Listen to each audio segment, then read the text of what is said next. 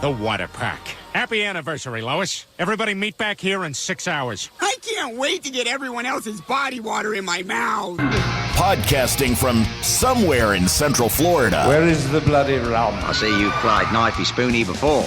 Let's drink some rum. Rum is the power. Rum is the key. Rum is the thing that will set us free. Rum, rum, rum. And nerdy. Rum, ahoy. Rum, and nerdy. Sit back, relax. Remember to turn off your cell phones. For the next hour, let me be your Candy Crush. Hey, everybody. Welcome to Rum and Nerdy. I am Greg. And I am Garrick. And this is episode 4.39, Buttered Chicken, in honor of our guest, Diego. Hey, Diego. Hey, guys. How's it going? What are you laughing at? Wasn't expecting the butter chicken in there, Yvette. Oh, yeah. This every year we change the naming convention. This year it's just random food. Hadn't hit me yet. That's brilliant. Yeah. Last week was Snuck in Candy, because we were talking about movie stuff. And the week before was shrimp finger gloves or something like that. Or shrimp cocktail fingers. Shrimp cocktail fingers, yeah, for Beetlejuice. Beetlejuice, because there was a reason we asked you what your favorite food was. Yeah, I was trying to connect it. Like, nothing says Colombia like butter chicken. Yeah. Well, first, because we were talking earlier, you were talking about, because you took the family to the Middle East, Abu Dhabi and stuff. Or what were you talking about? We were talking about SeaWorld locally. Locally. I was in the Middle East. I didn't realize it was I local. gave you back your charter thing. You know, the Middle East is not local. No. Yeah. I just assume you're, because I know you've worked on international projects too, though. So you've done a bit of traveling. And, we can get back to that, because so we can get to the rum. Let's start with the rum story. And the reason, I mean, this rum has been sitting on your desk for what, 3 months? 2 months? Well, it's been sitting on my desk for 2 months. It's been sitting in mine probably for another 3 or 4 beyond that. Yeah, because you had an experience. You were saying earlier, IAPA Latin America. Yep, which was in April-ish. It was earlier this year. It's been a blur of a year, so yeah. But let's call it April for now. Yeah. Okay. Yeah. So not important in the story. The importance of the story is you were down there. Yep. Big company outing, clients and otherwise, and the facility, the location that you were at, had recommended this as your drink of choice, and you thought of us. So please tell the story. Yeah, absolutely. We went to dinner with some clients, and it was our partners, I guess, and it was a fantastic restaurant. Great food, the whole nine, whatever. They had a huge selection of gin, so that was my happy place. I kind of just went down that path. Yeah, I know. Makes me mean. But everybody else in there was going for rum. As they should. Yeah. Yep. Because isn't like gin something you would expect from one of the English colonized nations? Yeah. Yes. Yeah, that's an English thing. You say that, but they had every single bottle you can think of gin, and I was just like, I'll have a sampler of everything, but full-size glasses, please. And it was great. But they kept talking about a couple different rums, because I guess the way she explained it, which I'm not sure if it's fully true or not, but rum is a fairly new thing to them. It's becoming more and more popular and more. Because it was South America, not Latin America. Correct. Yeah. It's not necessarily new, but it's becoming more and more popular in the area. Because Colombia as a whole has a long history of rum. They do. So that's why I wasn't fully tracking everything there. But either way, she brought up the Hechicera and a couple of others, and this one in particular was the one that everybody in the table was a huge fan of.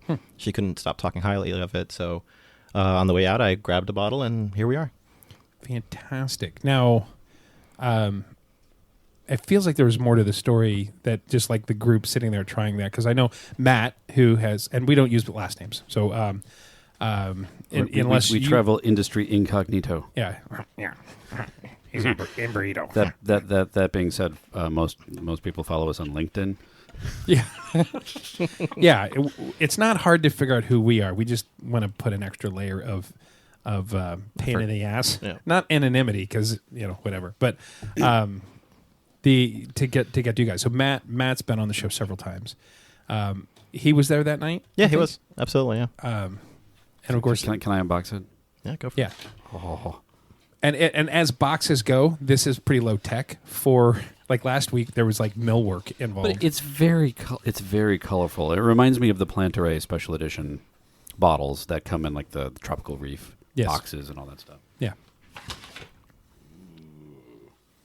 Nice looking bottle. Yeah, it's got parrots on it and On the box. A silhouette of a pregnant lady with a line through her. She's drinking. If you look at it closely, she actually has a drink in her hand. Yeah.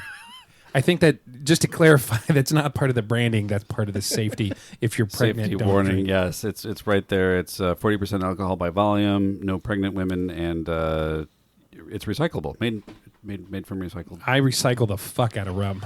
Yeah, absolutely. And Rum go in, So the yellow bottle, water the come bottle out. has a wax seal thing on the front. Is it wax or is it plastic? I think it's Couldn't tell. plastic, Yeah, but that's okay. what they're going for. Yeah. But is that a praying mantis? Is that a praying mantis on the bottle? That's awesome. Yeah. It looks Whoops. either that or I it's, dig this bottle. Chapacubla. Oh, I hadn't noticed that. Yeah, that's pretty cool. Chupacabra. Chupacabra. What'd I say? Chacocubla. I Yeah, did. that I did feels the, like something you order with the tiramisu for dessert. Yeah. I did the Oh, Christopher the Walken Chacocubra? version. Yeah. So Hechicera translates to, it's not the witch, but it's like the, it's not a witch, but it's essentially a witch. Basically, it's someone who does hexes or magic. And that's the bottle. Yeah. It's the name Like of a it. witch doctor? Can you say it again? La Hechicera. La Hechicera. What? This is I have sex. I have gringo mouth. You're gonna have to forgive me. Silent H. I can't do it. Gringo mouth. Hechicera. Hechicera. There you go. Nailed it. Awesome, because I feel like I passed out halfway through and my mouth just sort of went neutral. Well, because we are doing terrible at our zero prep podcasting, I will read from the Fat Pirate. From the Fat Rum Pirate. Yeah, this is a Run Extra Enejo de Colombia. Yeah. Reserva Familia. Let's see. La Hechicera, pronounced Hechicera. I don't know what it says. I don't know. It says in there. You also have it's gringo mouth. Spanish. Yes. Oh, I'm whiter than you. I had a grilled cheese without the grilled. Wait, that's just cheese. That's Exactly. that's fine. What's your favorite sandwich? Grilled Cheese. cheese, hold the grill, extra mayo. I may have had some cheese sticks on the way over here, so Yeah. I'm not even gonna. Oh, grilled channel. Yeah. Which is still funny. It's like, hey, would you like me to bring you a plate full of cheesesteaks? No, that sounds dumb. What if I batter and fry them and bring them with pizza sauce? Yeah, no, I'll one of take those. 6. Yeah. Yeah. Anyway, it's a product of Colombia.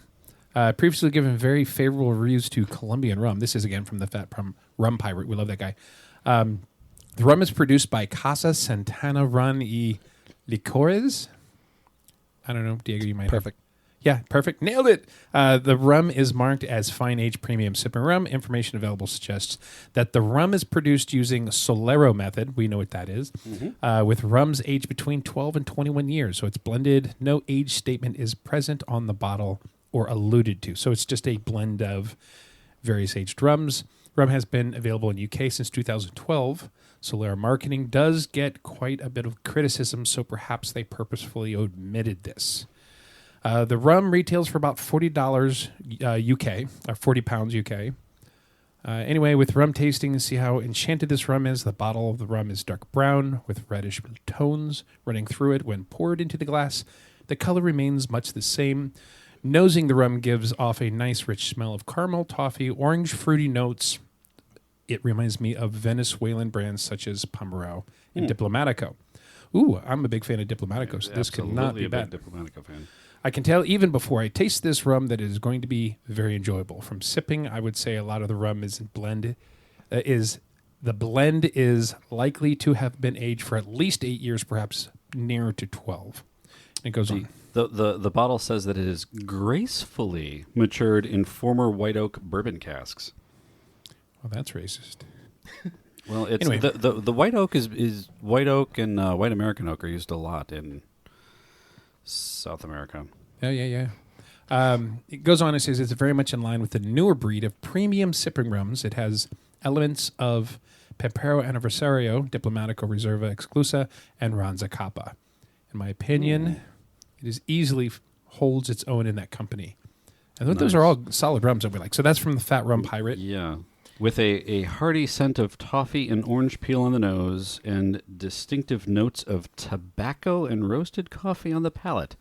Ooh. No bison grass? No bison grass, unfortunately. I am really looking forward to this. And it is a gorgeous color.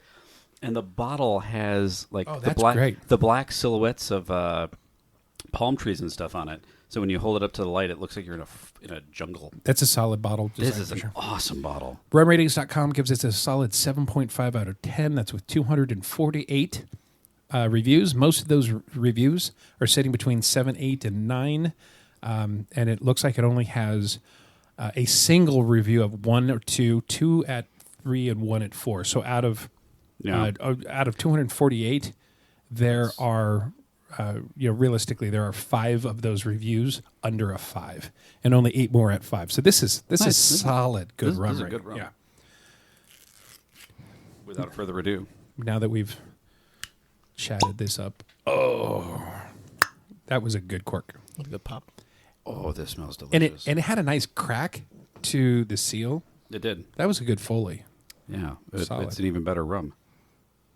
Greg, I can tell by smelling this, you're gonna love it.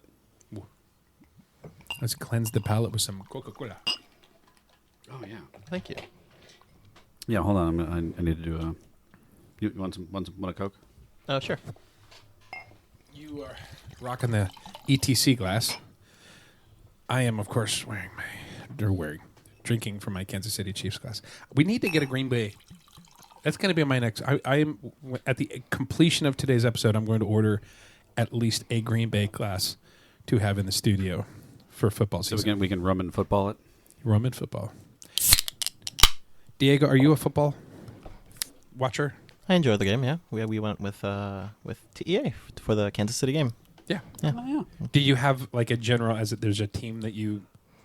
I grew up in Miami, so Miami Dolphins were kind of it for a while, but That's fine. Dude, if that's your team, own it. it's not Oh, really. I you're more just enjoy the like- game than the team aspect of it. So Got it. Yeah. Now, are you one of those? So, whenever I watch a game that I have no vested interest in, I always pick a team at the Yep. beginning of it. Like, I like their colored jerseys, or that guy's got a funny mustache, and then I root for that team. The for center day, has a and- nice butt. He's Yeah. actually said that to me before.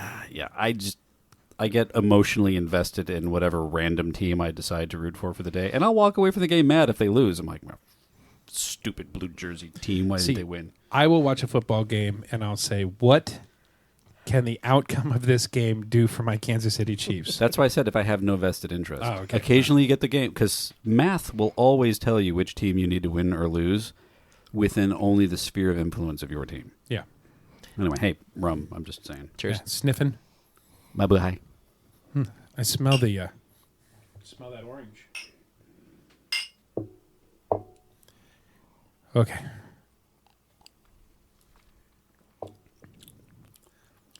Ooh. Very smooth. Not a lot of burn. There's a little bit now. It's not initially. Definitely get those caramel and citrusy notes. Yeah, a little bit. Yeah, You always need the second sip. It is absolutely really smooth. There's the tobacco.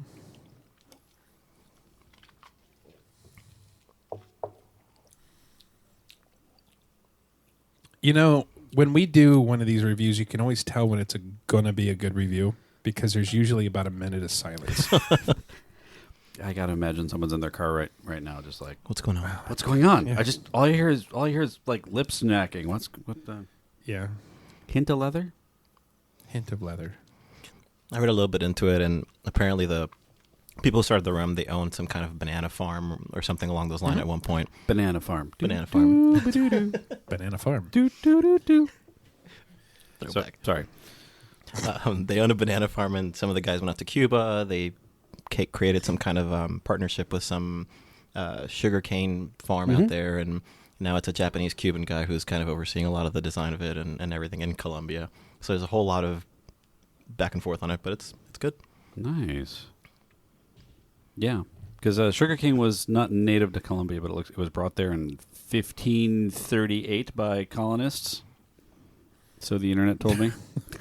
But you're really knowledgeable on the rum trade in Colombia. Yes, I am. Yeah. I don't know. It's still, an alcohol beverage that comes from a plant that basically grows like a weed. Yeah, rum. That's a good idea. Delicious. Hey, what do we do with this grass? Oh, just rum it. Yeah. That's step one in a really bitchin' A long process. mojito. Yeah. Yeah. Yeah. Eventually that grass will be a mojito. Step one, cut the grass, then something Rum. drunk. Do you want to add a Drink. do you want to add a cube to this? I'm going to add a cube. Yes, I one would. cube, just a little cube. 1 cube to rule them all. Doink. 1 cube. Well, that's 2 cubes. Oh, there we go. You get a cube. You get a cube, and you get a cube. Dago, do you want some more rum?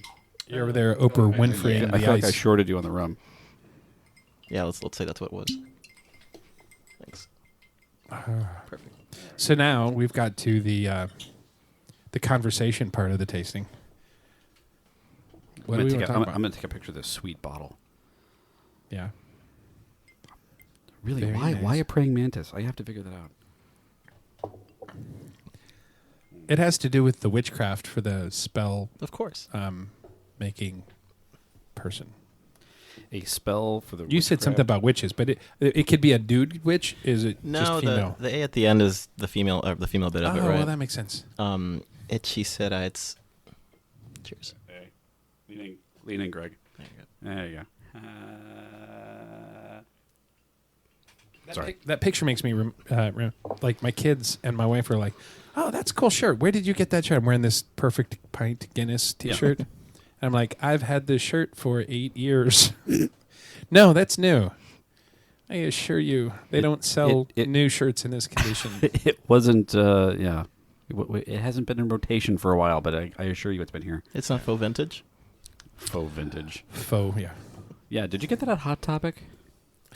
No. No. I thought all the Hot Topics were turned into Halloween spirit stores. No? Am I wrong? Too soon? No, no, not too soon. So you're Seasonally, it's saying on point. Female. Yeah, the A is the female bit of it, but Hechicera, like, Bruja is witch. So it's not necessarily the witch. Hechicera is more like someone who does incantations and witchcraft, but it's not necessarily a witch.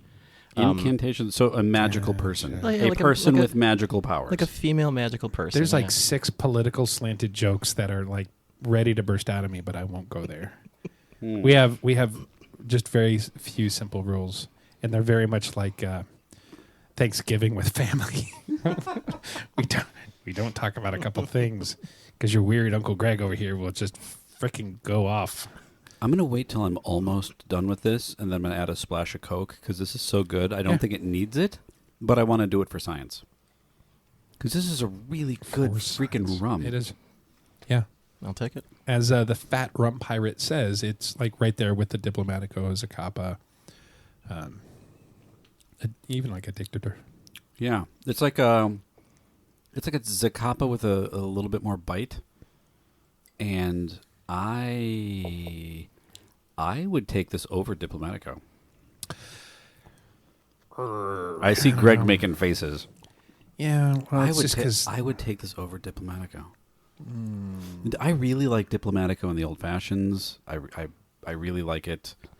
I wonder how this is in an Mixed old fashioned. splash. This would be dynamite in old fashioned. But I mean, neat or on the rocks.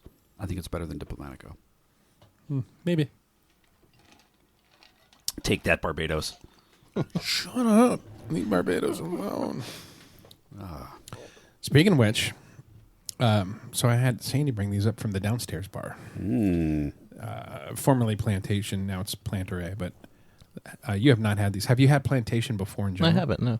So solid rum. We love these guys. And I know we touched on it. You're a gin person by trade, right? I am, yeah. So, Well, this one, the Stiggins pineapple rum, it's not, you get these like cherry vodkas and stupid things like that. This isn't an infused vodka. This is a rum made with pineapple sugars. Oh. So it's very subtle, but it's really good. And then the other one, the coconut, just because some of those dark rums will sometimes have those notes of a bitter dark chocolate. That one tastes like Almond Joy. I don't know. You like Almond Joy? Yeah, absolutely. Yeah, you're gonna die over that. That's amazing. yeah. If only we had more. There's some glasses. Oh, there are some more glasses. Yeah, hold on. In the closet of paraphernalia. I need to make a sign that says that. Was that you that somebody said that? The closet of paraphernalia. And it's like a vinyl cutter and a printer. Safe house glasses. Of course. And then you get the one glass to rule them all. Dig it. Noise. So what do you think? We'll start with the Stiggins. Yeah. And actually, we can finish this too. Yeah. Do you have a Coke for science? Because I'm actually very near the end of my glass. No, I drank out of this one, so I will open up a Coke for science. For science. We're going to do a twisty Coke. Oh, so we can reseal it? It's fine. It's going to end up... Well, I already folied a can, so I needed to folie a bottle. Makes sense. Getting fully bored. You want to do science first and then Stiggins, or? I'm going to do science over here, so I can finish up this glass. Yeah, I'll do a Coke for science too. Thank you. Just with a little sip. Coke for science. We need to talk to the Coke people and get that on there. Oh God! You put way too much Coke in there, by the way. I realized that too late. I was hoping you didn't notice, but here we Oh, are. I noticed. I know. That's I'm fantastic. like, what are you putting out? What are you putting out? A fire? Like, what's going on? It's rum for science now. Rum for science. That's so good. This is arguably one of the best rum and Cokes I've ever had. Holy crap! This is really a good rum.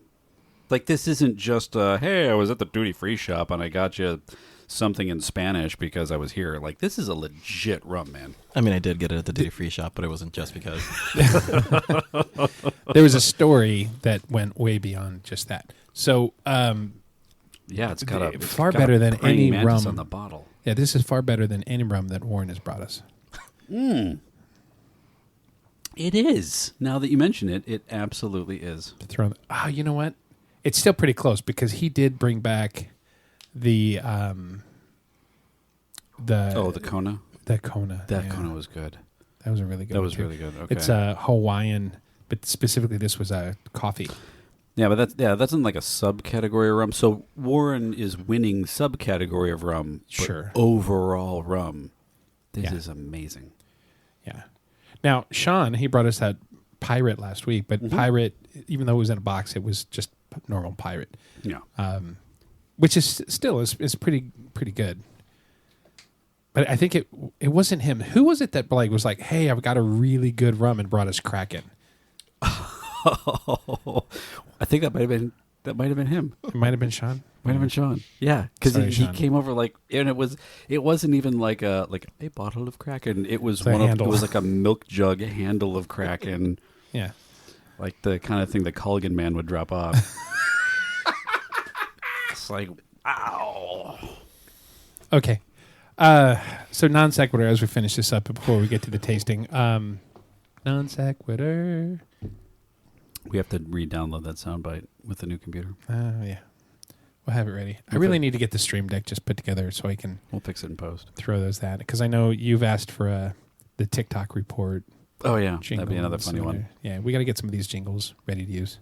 We have to make Spoiler just alert. a whole bunch of random jingles, even if they just don't apply at all. Yeah.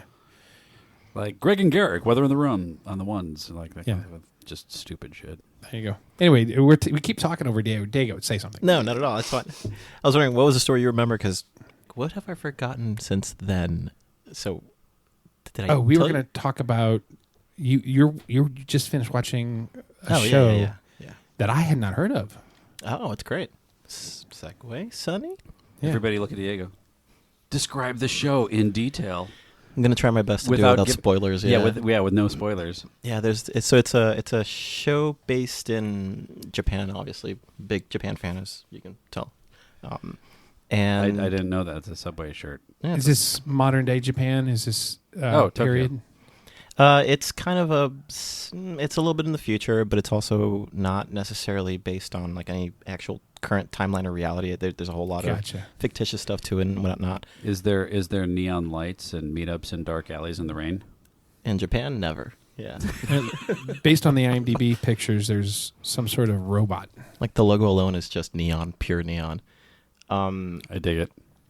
So it's basically That's without minutes. giving a whole lot of spoilers. Rashida Jones is in it. Love her. She's probably one of my favorites out there. And her husband passes away or dies in an airplane crash with her son.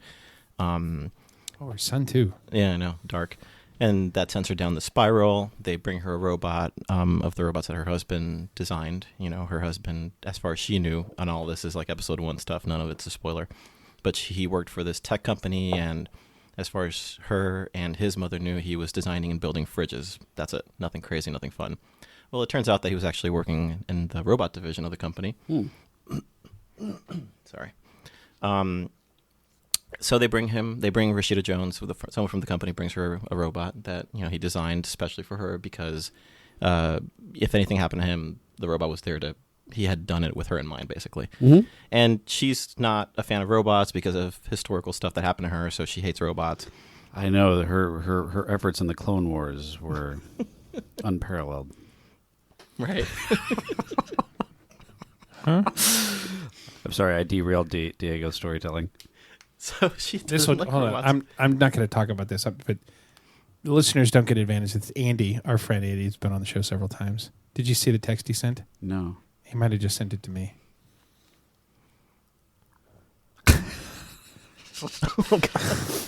I'm not posting that. I'm not posting it. Thank you, Andy. Speaking of Clone Wars. Yeah, there you go. There you go. Non sequitur. Yeah. Or sequitur. Sequitur. Continue. Sorry. Oh my gosh. We do that a lot. Way to interrupt us, Greg. Robots. Long story short. I won't do it again. I won't interrupt again. Can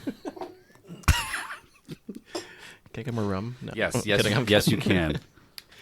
I promise. Long story. It's so easy.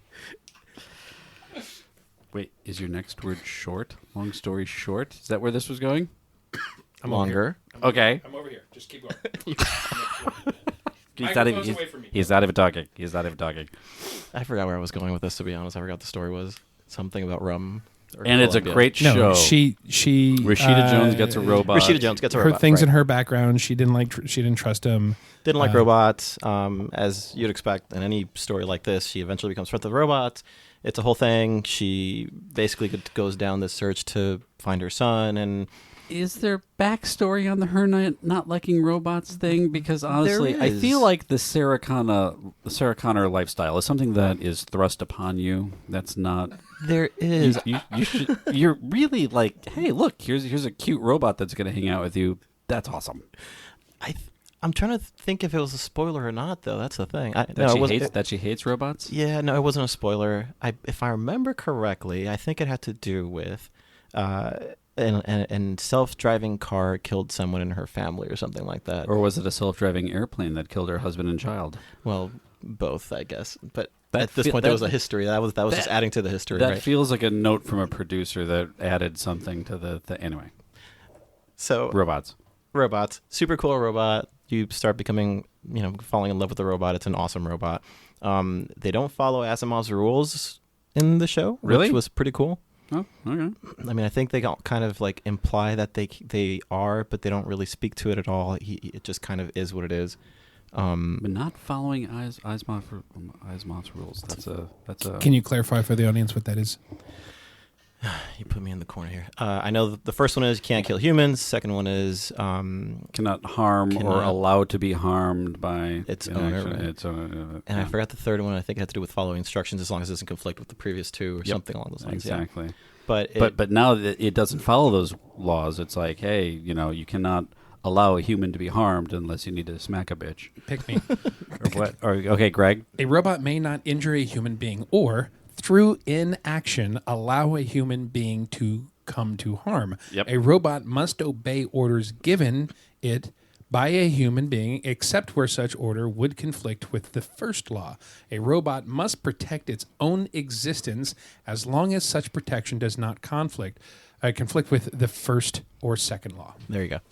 And it breaks one of these. Those are some pretty solid laws, and yeah, I feel like.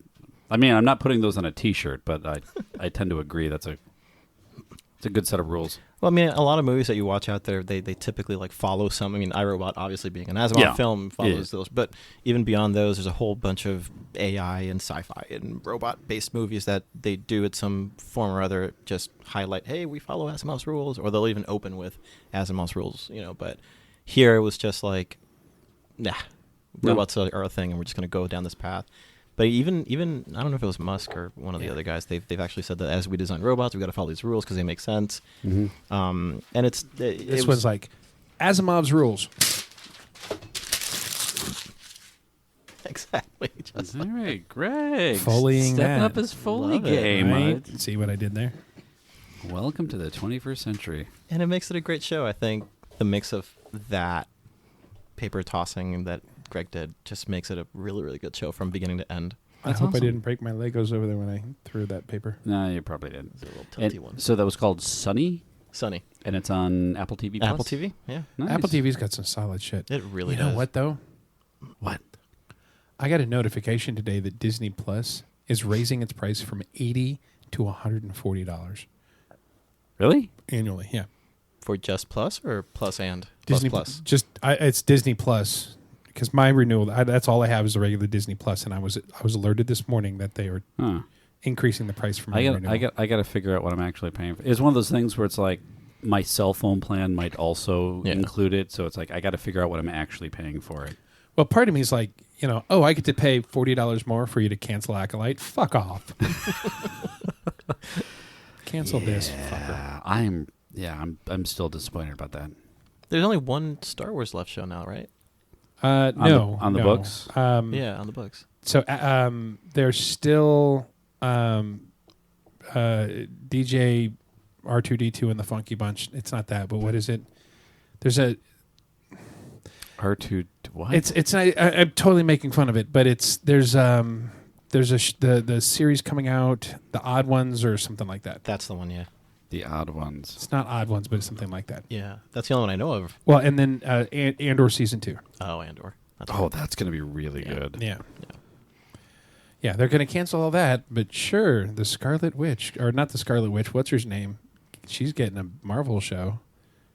Totally, it's going to suck. Scarlet Witch, yeah. She just got it. It wasn't Scarlet. Scarlet Witch is what's her name? It's the other girl. Okay, It's the bad Agatha. girl. Agatha. Agatha, Just yeah, Agatha. Yeah. Sorry. Oh, we got I'm sure it'll be fine. Ahsoka season 2 Yeah. coming out, Yeah. and Mandalorian and Grogu movie. Ooh. Well, Grogu sells merchandising. So they're not Skeleton canceling Crew, the TV series that's Skeleton going to be Crew. released in December 3rd of it. 2024. I think that's what I was thinking of. Andor season 2 of 25. Ahsoka season 2 is in development. The Mandalorian and Grogu movie May 22nd of 2026. Oh, that's Yeah, it's way far out. way It's far a out. ways away, yeah. And then there's another Star Wars movie in development. There's a actual movie. There's a bunch of stuff that's ooh. So is that the one? Because I heard that they're in development on a movie that is Rey. They're bringing back Rey. Post Skywalker trilogy of trilogies. Possibly. This is The Skywalker saga is now complete. It's fin. It's done. No that's more. good. It was done a while ago. I'm glad that we're moving on because there's so much more. There's so much more story to tell. There's so much more good story to tell. Yeah, somebody's the- going to whine about it. I just Oh, want some- backstory on Rogue One. I mean, if we can get more story on some of the ancillary characters from Rogue One, that'd be... Oh yeah, yeah. Rogue One, and I've said it before. I will say it again. I will die on this hill. Star Wars Rogue One is probably the best Star Wars 100%. movie 100%. that has ever been made. Yep. I am there with you 100%. I like making Greg uncomfortable. I'm just saying it. I don't know that I agree, and I can't say specifically. I'm saying movie. I'm saying Okay, and- art direction and, and I story can't and say I character agree. development and It is certainly It's dark. it's great. certainly the best when it comes to like non-Skywalker trilogy stuff, but I don't know. Hey. Real quick, before we get into before we anger the basement dwelling neckbeard Star Wars fans, Stiggins?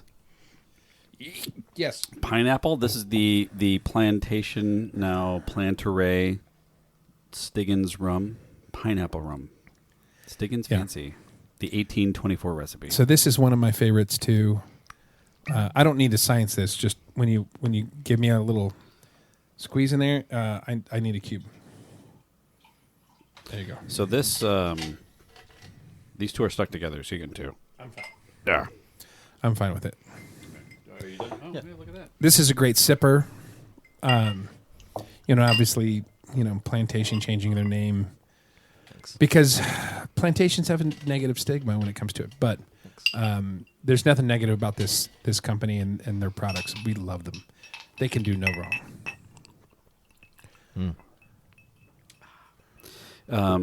As far as rum brands are concerned, this is the best. This is my favorite overall brand. Overall But, brand. like, the smoothness. So Diego, you're sipping this. You smell just the smell. You smell that sweetness. You can smell the pineapple, and it's not that fake over sweetened Yeah, it's like pineapple syrup. It's like a Actual pineapple. It's like a toasted pineapple in the back end. yeah.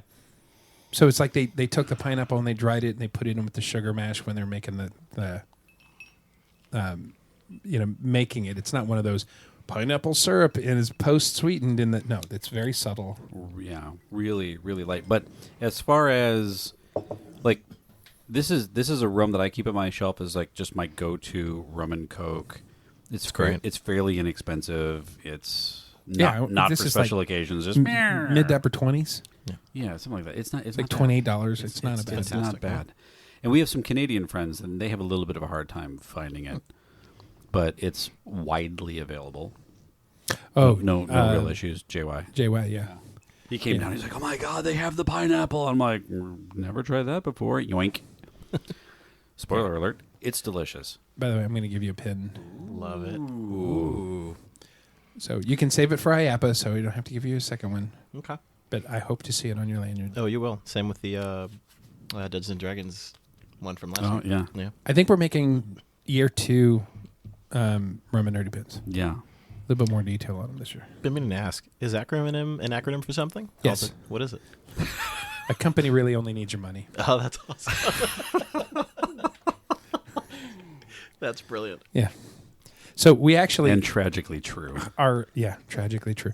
Our originally we were going for Plethora Productions Would you say I have A a plethora? of content. I don't think you know what that word means. Thank you for knowing where that. Thank you. Yeah. But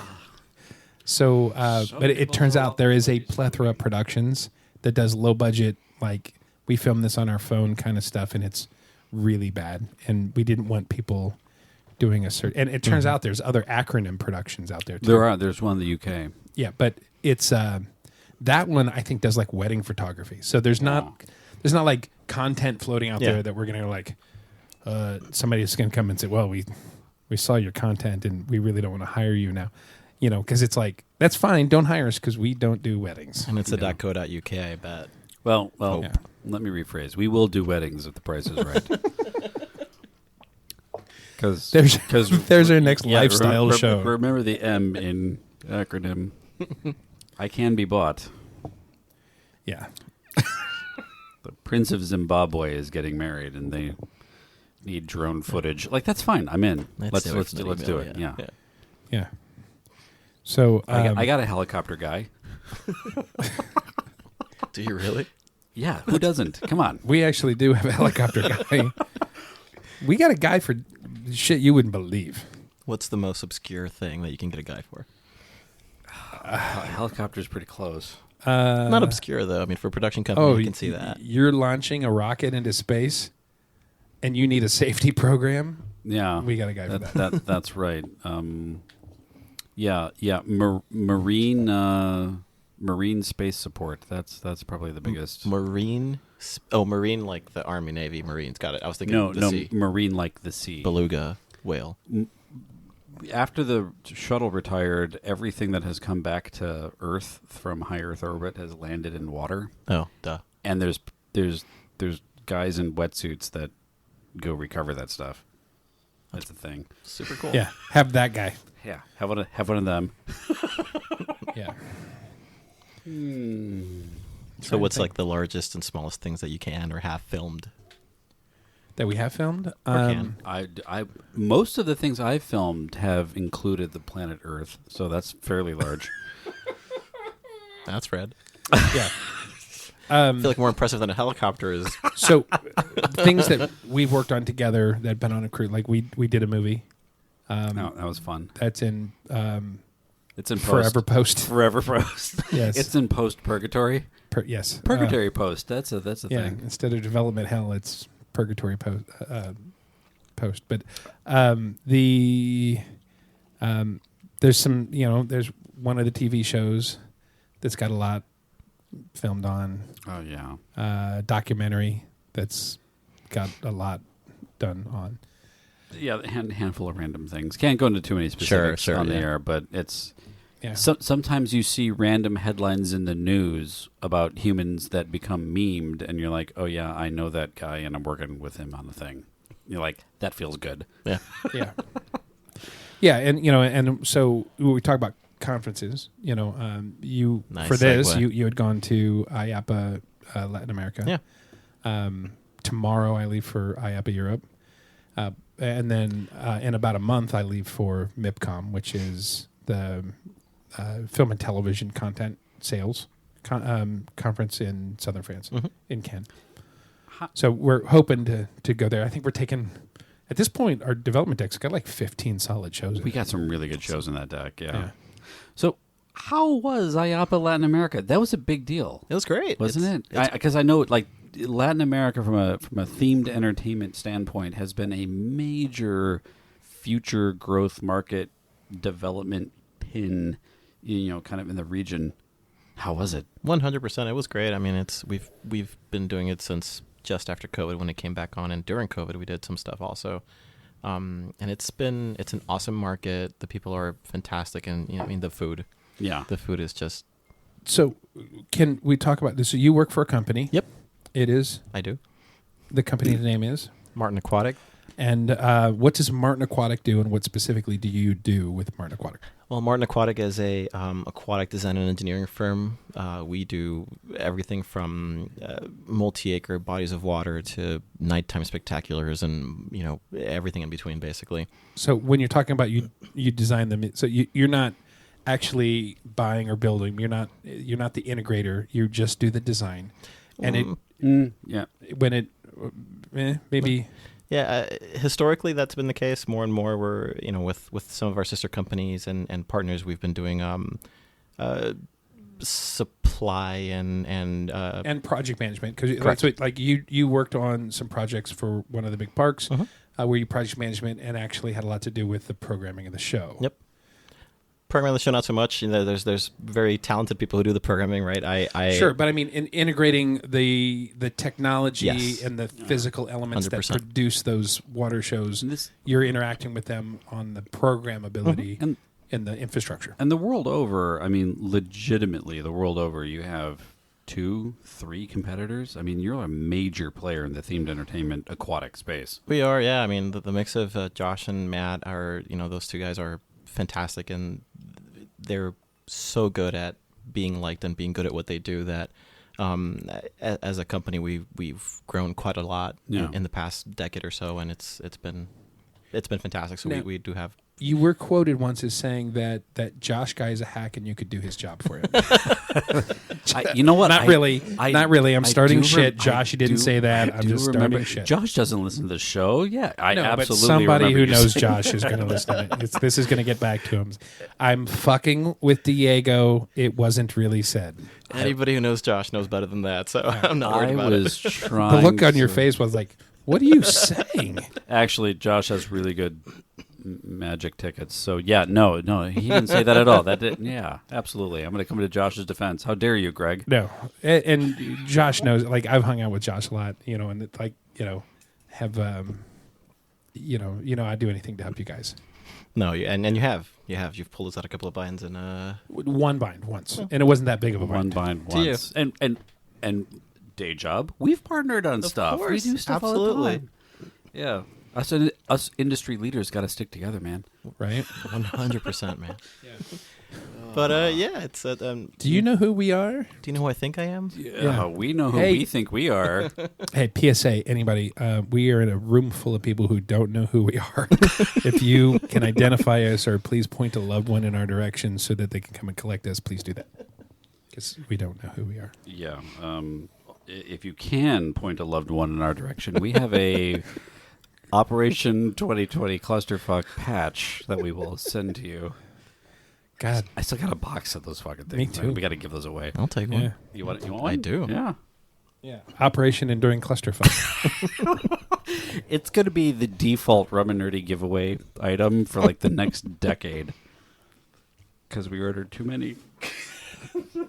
Well, and as many people as been on as a guest, it's like the same 6 people. It is, but it was really funny because was it Todd that ordered those? He's like, "Man, these patches are great. I'm going to make some." We're like, "Okay." He's like, "I ordered 500." We're like, "What the fuck are we going to do? You know we're in lockdown, right, man? Like, what are we going to do with 500 patches that we can't distribute and or wear?"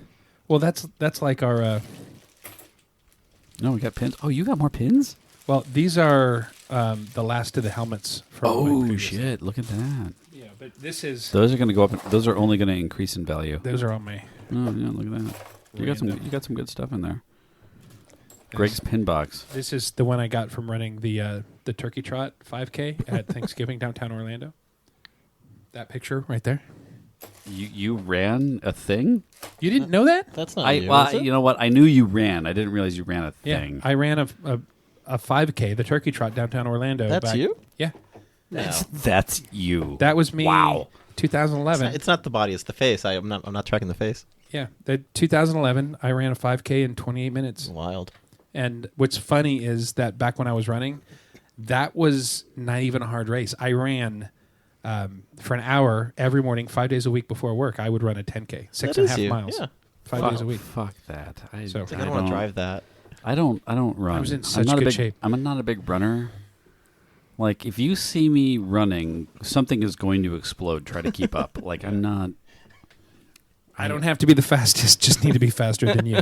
Correct. Absolutely correct. Yeah. And mark my words, my daughter is the only human being on earth that I will pick up and carry. Everybody else, you're tripping, so the bear gets you first. That's just the way it works. I'll tell you what, though, with a daughter, you have to run a lot. I mean, with a kid in general. Oh, my gosh. Like my knees make sounds that I didn't know they could make. Rice Krispie treats. Yeah, pretty much. I helped a friend put down three kids to bed the other day, and let me tell you, it was like a cargo crate of howler monkeys trying to change a tire. Like that, oh my god, just go to sleep, go to sleep. Well, I mean, her favorite game is hide and seek right now, so it's a lot of running and a lot of. I love hide and seek because my daughter also loves playing hide and seek, and it's always like, I'm gonna go hide, you count. I'm like, okay, 1, 2, 3. Back to email. Let's just see what Yeah, I'm bored. Daddy, you haven't found me yet. I'm still looking. You had a really good spot. Like, Oh, for me, it's the opposite. I like to hide. Reply to all. Yeah. Yeah, no. I Oh, you're on hiding. Like, Yeah. oh, that's nap time. No, I'm really good at hiding. I'll pull out my phone and then start just. Yeah, this By the way, needs a response. I'm going to teach you both a trick. Okay, As I'm giving up on finding these patches. I know they're in this room somewhere. But that's fine. here's a trick. Because we still have one more rum to go through. Yeah. Oh. And we're getting through the hour. We should get to it. Here's the trick. You're gonna love this. Okay. Do you either of you ever like to nap? I mean, I know I don't normally do this, right? What? Do you like taking as an adult? Do you like to take a nap? Okay. How long? Just any duration. Like you get to the weekend and you're like, I really want to lay down, but my kids won't let me. I don't nap. I sleep, and when I sleep, it's not 15 minutes. I mean, I'm not. Yeah, my buddy Nick likes to call it accidental naps, where he's like, oh yeah, I closed my eyes for 5 minutes, and then 8 hours later I woke up at midnight and was like, oh shit, where did Tuesday go? So here's the trick. If you want, because normally you're like, I'm going to go down and take a nap, and your kid's like 5 minutes later, can I have an apple? Can I have a drink of water? I got to pee. Then fucking go piss. Just leave me alone. I'm trying to sleep. Here's the thing. Okay, spawn of my loin, I am going to go and take a nap. I'm going to take a nap for 1 hour. When I wake up, we're going to do chores. So make sure that I wake up in 1 hour so we can do chores. That kid will not fuck with you. At what age? Yeah, At any age. That's Like, actually, no. That's once they know what chores are, and they're like, ugh. If I wake them up, I got to do chores. Once they know what chores are, that's a critical age. That's critical, yeah. I'm not that's there yet. 10. I Yeah. am not there Seven, yet. maybe. Because you'll be like, wake me up in 1 hour, then we're going to dust and vacuum the house.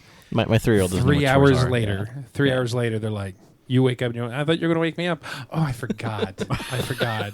Oh, and we don't have time to do the chores now. We'll just have to do them next weekend. I'm just saying that any application of that, something the kids don't want to do. Okay, you don't want to do That's your a homework. really good. That's a really good plan. Yeah, you That's a don't want really to good do your plan. homework. That's fine. We'll do your homework, but I'm going to go take a nap so I'm prepared for it. Wake me up in 1 hour and we'll do your homework. I'll keep that in mind. Yeah, it's not Yeah. bad, actually. They will let you sleep like Ice Age. I am hibernating. Hey, Gregorio, what's our next rum? That's the Plantaray cut and dry pineapple. So good. Oh my gosh. Yeah. For those of you looking for this at liquor stores, it's the one in the blue bottle With the coconut. with the coconut demon on it. Look at that coconut demon. What is it with bottles lovely. and spellcasters? I don't know. There's a theme. Magic rum. Magic rum is the best rum. A rum is magic. Hey, do we still have that sealable sipping rum or sipping Coke? We do have sipping. Oh, this is the. Yeah, that's clean. That's clean. No, don't. Not all the Coke. Oh, Taking all of it? okay. While he pours, can you guys actually fall asleep on a plane since we're talking about naps? And I'm I hoping. can sleep anywhere if you give me enough effort. Really? I've gotten better at it. I've got like we all travel so much. Some of us more than others, but I've absolutely gotten to the point where it's like I've started to learn tricks, and I know like okay, there are certain desirable. Oh my god, we finished the bottle. Killed it. Killed the It's bottle. not fair. I need an ice cube. So, you start learning things like God, smell. Hold on, smell this. That is just the best fucking rum ever. smells like coconut. It's amazing. right. Yeah. So you know that like Can, there's I, can I that. keep the bottle? Yeah, take it. There's the you should I be say in those take it as first Greg's like bottle. if you're I don't care yes if it's one of those like if you're not in first class you want to be in those first few rows so you're the first one out. I'm like no, you want to be in the exit row so you have lots of space. Oh, I want to be in the so Slash, it's a smoother ride because you're at the pivot geometric point, yeah. center of the plane. yeah, so the further back is you're getting more wag and up and down, like all that stuff. So, but you get to like, oh, here's my seat on a plane, and then you're like, okay, well, exit row is good because you get a lot more space width, the aisle. You also got the hum of the engine back right in there, which is Yeah. a nice little white If, noise. if you're and if you're like 4 rows back, you're getting the blast noise from the back end of the jet. So, no, but you always want to be in the back row of the exit row because that one does lean back, and the front one or the one right in front of the exit row. So you're a doesn't leaner. lean back. So you're okay to lean back. I am. Okay. Here's my thought. They built the fucking seat to lean back. If you don't like it, lean your seat back so that you have that space back. If everybody leaned together, you Or- all have the exact same amount of space. Or, and hear me out, no one leans.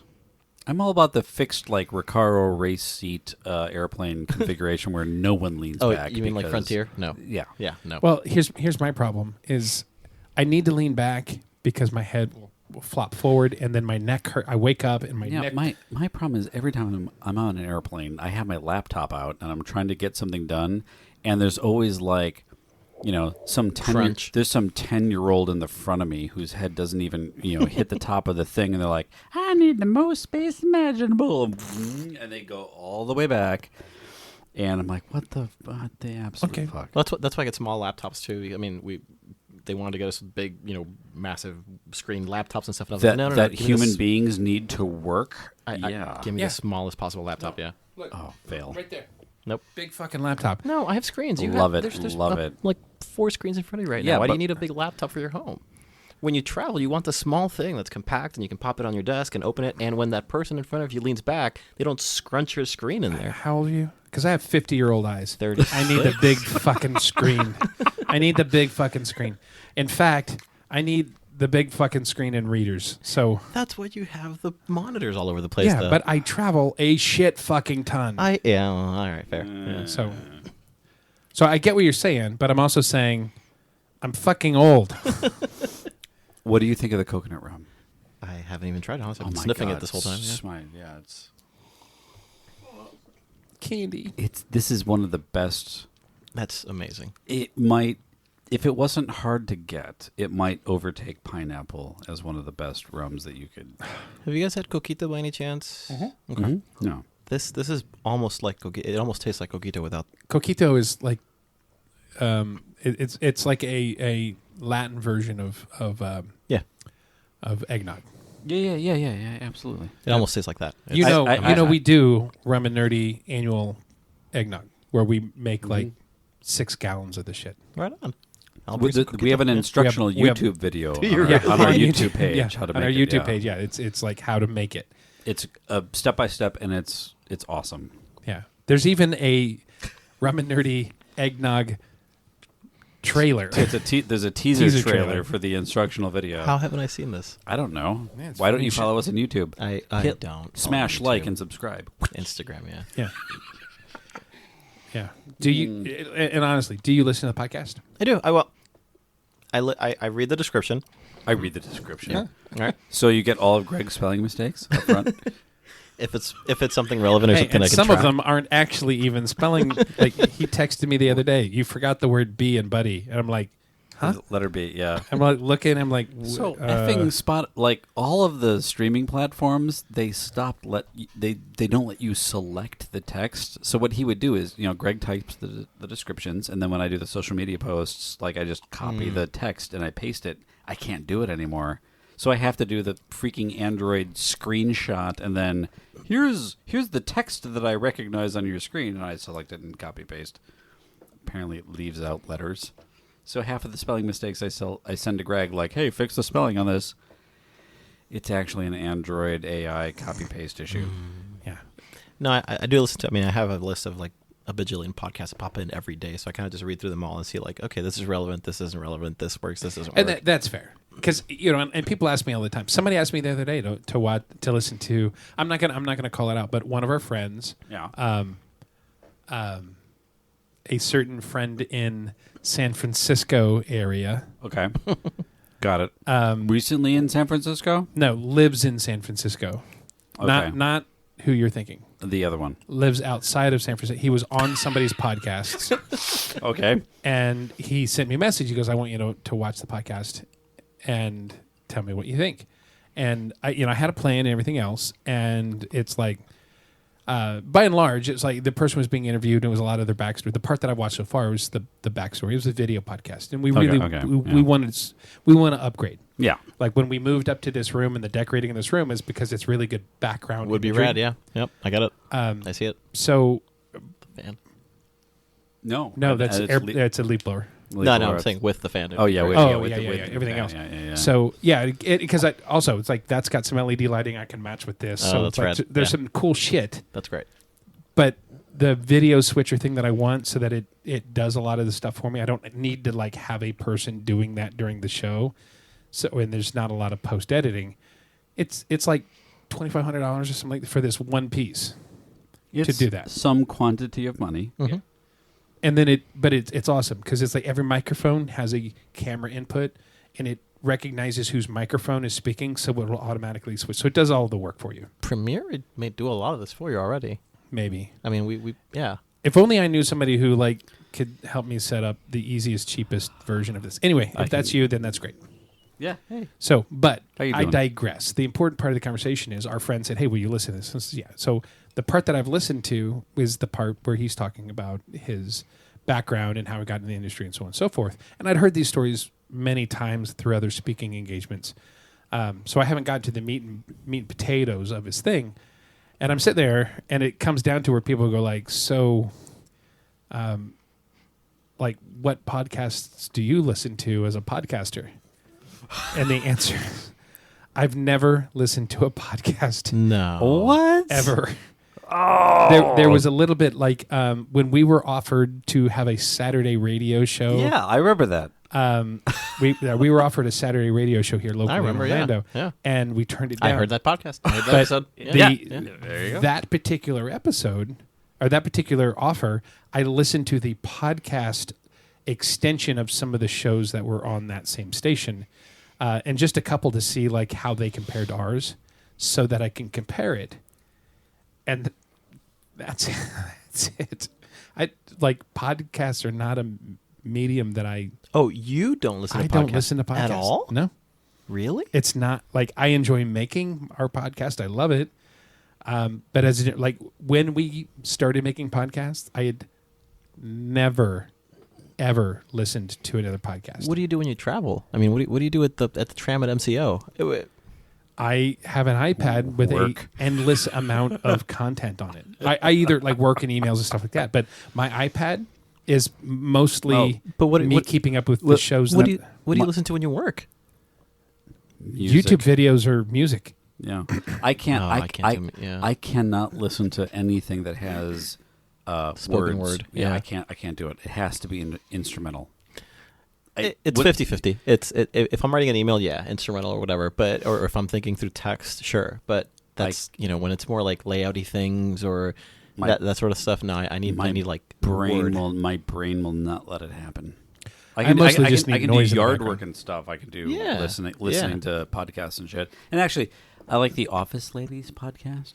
I don't know. You told me about that. Oh yeah. With Jenna Fisher. Yeah.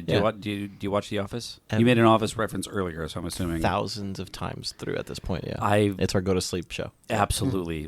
The Office was less of a show that I watched and more of the background screensaver of my life. It's like borderline ASMR. It's amazing. Yeah, fucking it's great. amazing. Anyway, that might be a good show because Sandy and I are. I didn't tell you this. We are now halfway through Stargate Universe. We are nearly done with all Stargate content. Okay, when you're done, watch The fucking Office. It is the greatest show ever made by man. Agreed. The outtake. Yeah. Do you have Peacock? No. Oh. Yeah. But I do yourself a favor. Get it for a month and watch the supercut episodes. Oh, so those used to be on DVD. So pre-divorce, I had all that stuff. I need to get it back. But fucking amazing. Absolutely fucking amazing. Supercut are, I mean, they're even better than the original Office. And the Office is great, except Scott's Tots. But everything else beyond that. No, hey, fuck you. Scott's Tots is an amazing episode. I will die on that hill. Incredibly wrong. That is peak Office. Oh my gosh. I've only watched that episode once. This is fascinating. Oh my god, no. Scott's Tots is an episode. This is going to be the first physical fight. Cringe comedy. That's why I got the bottle. Yeah, cringe comedy is a whole thing. And let me tell you, man, like, yes, I have to put a pillow in front of my eyes when I watch that episode. It's so cringe. But I've watched it once. I've seen every other episode. It's so without good. Exaggeration, 2 dozen times. Okay, except Scott Tots. So here's and this is just a testament to the writing and the acting of that show. The fact that you cannot bring yourself emotionally to a strength where you can watch that episode. I acknowledge that is how good that is. I recognize it. I don't want to live through that again ever in my life. It is so good. Ever. It is so good. It's good once. I love The Office. Anyway, The Office Ladies podcast is one of the best podcasts you will ever listen to, and it is amazing. I think at best, it's second best. After Rum and Nerdy. Of course, yeah, obviously. Yeah. There's no other podcast that I've ever listened to that gives out Operation Enduring Clusterfuck patches. Patches and pins. Yeah. We should send them one. There you go. The Office Ladies. Dear Angela Kinsey and Jenna Fisher, here is a Operation Enduring Clusterfuck 2020 patch from the Rum and Nerdy podcast. You think we can get them on Pod People? No. Yes, maybe. That might be a good, like, I keep forgetting, like, oh yeah, when you walk around with a television show, it's like, oh, you might be able to get them. Yeah. I would 1,000% put them on Pod People. Yeah. So trademark. I'll tell you offline. Okay. More about this. Speaking of offline, we're well over an hour. Not well. That's fine. We've had some short episodes in recent weeks. We have technical difficulties. You know, and even if we go over our allotted time, oh shit, that cost us $4 extra. Singularly once, not monthly. It's one extra $4 charge. Really? This whole thing is a tax deduction. Oh my god, dude! Podcasts are so inexpensive to do. I thought. I mean, they're not obviously aside from the production side to upload. They're not free. No, you have a host. It's next to free. You have a host. We use a company called something Buzzsprout. Buzzsprout. I was saying Podsprout, but yeah, Buzzsprout. Buzzsprout. It costs us $12 a month, And for $12 a month, we get 4 hours. And that includes infinite, like, as long as we're paying the $12 a month, every previous episode is stored. So we... Historically. Yeah. So now we're coming up on like 190 hours of content. 180, 190, somewhere there. Yeah. That's rad. So our previous podcast that we did 26 episodes of, we spent $5 a month to let it sit there. And it's funny because we still have people listening to our first podcast from 4 years ago. There's a catch up. There's a little bit of, when I first found out about it, I went back and there was a historical thing, and I know a couple of other people who. Yeah. Yeah. And there's people who go back, and it's funny because there's 26 episodes, and every once in a while I'll go back and look, and it'd be like, you had 52 downloads this month. And be like, yeah, somebody went and like 2 different people went and recorded the entire series. I've been talking about taking those episodes and pulling them forward and just editing them to be for this podcast, but just using the interviews and the content because we had some really good people tell some really good stories. Well, and we did some really funny shit. There was a handful of things that came a different out of that. podcast? Different Yeah, podcast. Not Robin Nerdy. No, it was Something Inappropriate with Greg and Garrett. That's what it was called. Yeah. Ah. That It was was- called something appropriate. It wasn't So something appropriate. It was whole- actually something inappropriate. The whole thing about us doing a podcast was we were at a summit and gala in a TEA TEA summit, yeah. event in California, and we were at the Hearthstone Bar at the Grand Californian, and one particular friend was there, and like you two, whenever you guys are get together and you have a drink or two, you guys are hilarious, and your banter back and forth is the best. Yeah. You should do a podcast. And we're like, yes, podcast. We should do a it. podcast. Yeah. That's a great idea. And they're like, what would you call it? And I'm like, I don't know, something inappropriate. And they're like, that's actually That's the perfect. best that's a really good podcast. name, yeah. So it was Something Inappropriate with Greg and Garrick. The corporation that we started that owns the podcast is called Inappropriate Holdings. That's awesome. That's perfect. So that's It is. our corporate shell is Inappropriate Holdings. And that's how it all started. There's a lot of media that gets run through Inappropriate Holdings, which also is amazing to issue with. Hey, here's my W-2 from Inappropriate Holdings. Yeah. We had a TV show that we invested in called We Bought a Vineyard that we hope to see gets distributed, but because of the circumstance, we'll never see our money back out of it. But still, it would be great to be able to point, especially now that we're back in media. Yeah. It'd be great to point to people and say, hey, be on the lookout for... It's owned by Inappropriate Holdings. Yeah. We paid for about a third of the show. Yeah. A third of the production costs for the show we paid for. That's awesome. And we're listed there as executive producers. So it's on our IMDb, yeah. Yeah. That's right, yeah. So it's kind of fun. But all of that stuff and then other more recent stuff, like Acronym, our shares in our production company is owned by Inappropriate Media. That's brilliant. Yeah. Yeah. Reminds me, did you guys ever go to the Adventurers Club when it was a thing? Yes. Yeah. Remember the by a lot. the mask room? Yes. The guy with the grapes on his head. Yep, and yep, yep, yep, yep. There was always a joke that cracked me up. It was the squeeze my grapes and make me wine.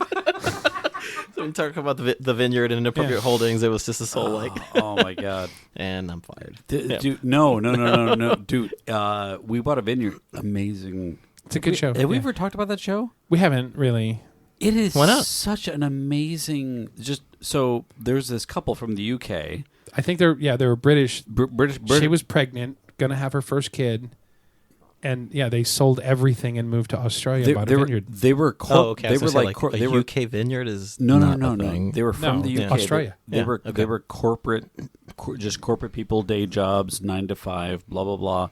Sold everything, moved from England to Australia, bought a vineyard, and started making wine. Like fuck it, we make wine now. And it's really the guy that they bought the vineyard for was supposed to stick around for the first season to help them through everything. They got in a big fight, and the guy disappeared. Never heard from him again. That's drama. That's great for reality TV. It is a great show. And then it turns out that they realized that the vineyard could not, like, once they were just about done making the first season of wine, thousands of bottles of this, 2 or 3 different variations of this wine, they couldn't legally sell it because they hadn't gotten their right licensing. Yeah. So the first year they had to suck it up and just give it away as samples to build a fan base so Oh that my season God. 2 they could sell it. So they just did free wine tastings at the vineyard for the first year. I mean, it's great marketing. Yeah. So everybody out there in podcast land, this is Zigzag Winery out of Australia. They're outstanding. Check out their show. We bought a vineyard if you can find it. We haven't. I don't think it's distributed yet, but it has been purchased. It's been purchased. I think wasn't it out there like on an airline had it or something? I think that one, and again, trying to keep it anonymous. I think there's one company that we know of where we've got a friend that works there. I think that they had sold some distribution, but it wasn't domestic. It wasn't in the U.S. I think you can find it. U.S. is tough. Yeah. We have international listenership, so. Yeah. So keep an eye on it. Like we are anticipating it showing up on either Apple TV or possibly showing up on Amazon or something. But I've seen all the episodes, and it's a really great story. Other shows from that library are on Apple TV. So they're already on Apple TV. Yeah, different shows, Gotcha. but the same general library. So there was some drama. I don't want to go into that. The library was sold. I will say, one of the shows that was in part of that library was by the same creator that we were working on one of our major shows. That will probably actually be our first official TV show in production. Yep. Like in full production, that we hope to go by around the first year. We hope to go into principal photography for our first lifestyle documentary TV series, and that we would like to see distributed by late summer. Yeah, that would be great. Do you want to mention all of those shows? Honestly, that first show on Apple TV right now, that's a great show. It is. And so the show that's there right now, it's called Ink Sunny? Therapy. No, I'm kidding. I'm kidding. Yes, it's right next to Sunny, the Isaac Asimov show with Rashida Jones is Ink Therapy. So oh, cool. Ink Therapy was the brainchild of Brandy Phillips. She's a social media influencer and does a lot of work in promoting the healing benefits and the emotional and physical healing benefits of tattoos. 100%, yeah. Tattoos is therapy. Yeah. So it was largely centered around a tattoo artist that was an ex-Hells Angel that she would bring people in. It was basically people that with different scars, and they would do tattoos over scars to turn something traumatic into something beautiful. That's brilliant. So that's a great concept. Wow. Oh yeah. The new show that we're developing, and this is actually the first time we've really gone gratuitous self promotion for us. And we've talked about this on the podcast with Brandy. Yeah, she was a guest. This kind of stuff is fascinating. As a listener, occasional, right? I mean, this is the kind of stuff I listen for. You know. So Modified by Ink is a 12 episode season, hour shows. That every episode focuses on a different trauma. We work with a different charity for that trauma, like PTSD, amputation, self-harm, suicide, human traumatic. There's a lot of 12 different, very, very emotional, very unique traumas. And we work with 2 different survivors for each episode. We do 2 episodes for a guest tattoo artist. And each tattoo artist does 2 tattoos an episode, except for one. One of our episodes, it's these twins from Beverly Hills, and they each do a tattoo for 2 episodes. But so we focus on a location, but we travel from Illinois to Colorado to Northern California to Southern California, and then to Daytona, and then we finish up in Daytona Beach during Bike Week with a big event that. During the day, there's a fashion show and art auction that raises money for these charities, and that night there's a concert with we haven't, I won't mention because we haven't under contract, but a big concert that will be to celebrate all of these different charities, and all of the money from that concert will go to the different charities from all the different episodes. Do you guys vet the tattoo artists, or does someone else vet them, or how does it's that all work? through Brandy. Brandy's got these connections. Throughout the industry, she's been amazing. Yeah, Brandy Phillips from Ink Therapy, and then her co-host on said show is Clean Rock One of Ink Master fame. He was on three seasons of Ink That's Master. Rad. He won the third time on. He won. The first 2 times he was runner up. He's been a judge in some of the spin-offs.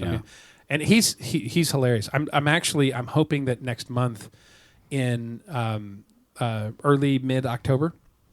We're actually going to go do some location scouting for the venue for the finale. That's rad. And I'm hoping that Clean. I've got a tattoo I want to do around my forearm of a zipper, because my son was born without a right hand. Right. So I want to do a zipper. That's brilliant. Yeah. And then off of the pull tab, I want to do a little butterfly charm to celebrate my daughter. Instead of YKK, it'll be his initials or something. To have it be by Clean. YYZ. Yeah. would be amazing. Yeah. Yeah, so I'm hoping Clean's going to do this zipper tattoo around my arm to celebrate my kids. So do you guys have any tattoos or no? I had a tattoo here that my body absorbed. What? True story. That's a thing? Yeah. It was in red ink, and sometimes red ink on some people, the human body absorbs it. So it was right here. That's rather what you get for big. that all natural. Really? Friggin', yeah. Yeah. And my body was like, yeah, I'm going to eat that. For listeners out there that want to go back to the episode with Brandy, it would have been episode 4.14, Banana Cream Pie. That was the episode where we interviewed Brandy. We had our work session. Because that was when we were early on in development for the show. That's brilliant. She came out, and we had a 2-day work session, and we worked out all the episodes and everything else. So. That's super cool. Yeah. I'll go back and listen to that one. Yeah. Once we wrap up, I'll show you our deck real fast so you can see the shows that we're doing. Yeah, for sure. A lot of it we don't want to talk about yet, but No. But that one in particular, like it's registered on the the Writers Guild Association. It's that show is registered with Writers Guild, and we have the tattoo artists are under agreement. It's legitimately. It's kind of amazing having a registered show with the Writers Guild. Yeah. Yeah. But you're both registered with the Writers. Yeah. Yeah. We're not members of the Writers Guild, but you don't have to be to write. They have a really great program where people with ideas can register ideas to protect themselves. Writers Guild's amazing. I cannot scream at the top of my lungs how amazing I think this is for people, for them to give even non-members the tools to protect their ideas for a really reasonable rate in a very easy way. A very easy portal for you to go in and register ideas to protect yourself and your ideas. And just again, kudos to them. They're great. Yeah. It's not just about protecting the members, that's like the low hanging fruit. That's the minimum buy-in is for them to protect the members. But that general idea of protecting creators and their ability to own their creations and not have it easily taken. It's like I cannot give the Writers Guild of America enough accolades for them protecting people and making it so easy to do so. Absolutely, yeah. Yeah, my wife is with the Writers Guild for a hot minute, and she had nothing but great things to say about him. Actually, I want to set up us going to dinner because I want to talk to her about maybe helping us on a narrative TV show and some other stuff. So yeah, totally. Yeah, we have a lot of TV shows in development that four use different some writers. narrative 4 different narrative TV shows. I think we're up to 8 documentary series, 2 documentaries, and 1 animated show. Is there anything you can talk about that you're super excited about, or is it all still like? There's a lot I want to talk about. I want to it's super exciting to be able to get to this point and for us to go for us going. MIP is not an inexpensive trip. It's in Cannes, France. Yeah. The pass just to go to the conference is more than my plane ticket. Sure. Yeah. So when you look at a lot of that stuff, it's an investment to go. I've been several times, so I'm not new. I'm excited because it's the first time I've been since the pandemic, and I'm super, super excited to go over and see some friends that I've made because I'd been 3 times. The 3 years pre-pandemic I'd been, and I'm so super excited to go back and see some friends. It's like one of my friends that I really some really good storytelling with used to run HBO Latin America. Really? Yeah, and so she's amazing. Again, you can try hard enough, you could figure out who it is. But she's a wonderful, wonderful human being. And there's just a few our Australian friends, our UK friends. There's a lot of really good people that are going to be there that I'm excited to see. There was these friends, like during the pandemic when we were doing your typical pandemic Zoom call, party happy hour things. Like there were periods where our Zoom calls would go for like 12 hours because we had people literally around. I don't know about 12 hours, but around the globe. We had over 6 hour digital hangouts. Yeah, between 4 different continents, and it was insane. It was insane. The people that would just chime in. So Brendan, one of our friends in Australia, would wake up and drink a glass of wine for breakfast with us to start his day. Yeah, and then there's us on the East Coast. We had people in LA. We had a lot of people in Europe, Croatia. It was. We had some of the early members of Motown. Oh God, that's rad. We had two early members of Motown on one of our. The guy hangouts. that signed Marvin Gaye was on one of our things. Yeah, same guy. That's insane. Yeah, same guy that was he was known as Two Gun Mickey. Mickey, what was his last name? Mickey Stevenson. Yeah. And he was known as and so he's the guy that was in the room when Stevie Wonder was discovered, and him telling me this story at a restaurant on Ocean Avenue in Santa Monica for the first time, and just riveted. He's the guy that found the songwriter that wrote the song For Once in My Life. For Once in My Life. Unbelievable. Yeah, it was a piano player that delivered their pizza the last night they were in Chicago. Yeah. Looking for songwriters. And these are the people so mid-pandemic, these are the random people joining our Zoom meetings because we were just fucking bored. Central Florida Rum Council. These were Central Florida Rum Council meetings that were like, hey, I think so-and-so's not busy. Can they join? Yeah, here's the link. Yeah. Those were the people that ended up joining the Central Florida Rum Council Zoom meetings during the pandemic. It was fucking amazing. I have so many questions, and I don't know. I know we're beyond time, but at this point, I've already spent $4. Yeah, I've got you know what? Whatever. 40 minutes before I have to spend another $4. Keep going. So you're coming from theater entertainment, right? There's a whole lot of parallels between the permanent aspect of Avatar Land or whatever, right? Whatever, yeah. And we just needed to stand still for 40 minutes while we film, or a day while we film, and then that's it. How do you see these two worlds combining? How has the transition been for you between the theme and entertainment permanency of it and we just need to look good on screen? This is really easy for me. So my whole career, I bounced back and forth between film and television. When I went to college originally for theater and technical direction and theatrical design. Theater as in on stage Broadway or theater movie theater? No. Theater Broadway. Like Broadway. Okay, I went to school for theatrical design. Was a theater kid in high school. Right. Wasn't originally. Originally, I wanted to go into aerospace engineering and astrospace engineering. Which theater, by the way, is very common in this industry. That's huge. A lot. Yeah. So at one point, I realized that as a nerd and a science fiction fan, so these on the wall, these Enterprise drawings, were a high school project. My junior year. Oh, you made these? I drew those hand drawn on ink on vellum. When I was a junior in high school. I thought these were legit props when I walked in. I was like, oh, that's super cool. You got your hands on this and that and that and that. I hand drew those. In fact, this is my high school. Can I touch? Yeah, this is my high school drafting set. Drafting? Back with the purple velvet. When I was in high school, we were playing around with the first version of CAD. That's rad. The fact that there isn't a quill in there. Yeah. There's a chisel and hammer. Yeah. Fuck you! Fucking motherfucker. Give me my drafting set back. Anyway. That is too cool. I wanted to go into engineering. And so I was studying how to do engineering drafting. With the sticker dots and everything. Yeah. Yeah, open it up.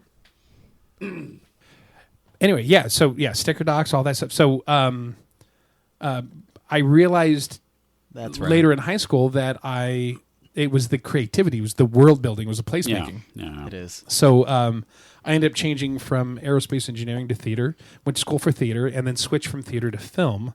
And throughout my career, I've jumped back and forth between film and television and theater.